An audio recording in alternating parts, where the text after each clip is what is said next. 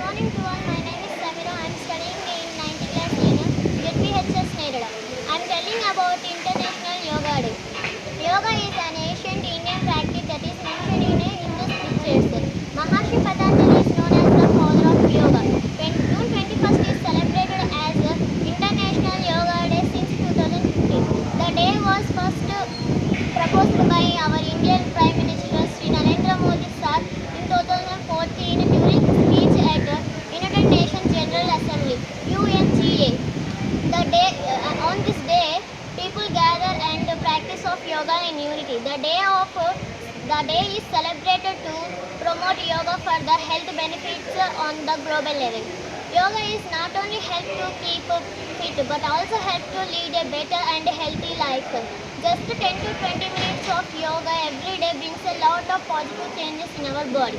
There are some benefits of doing yoga. Physical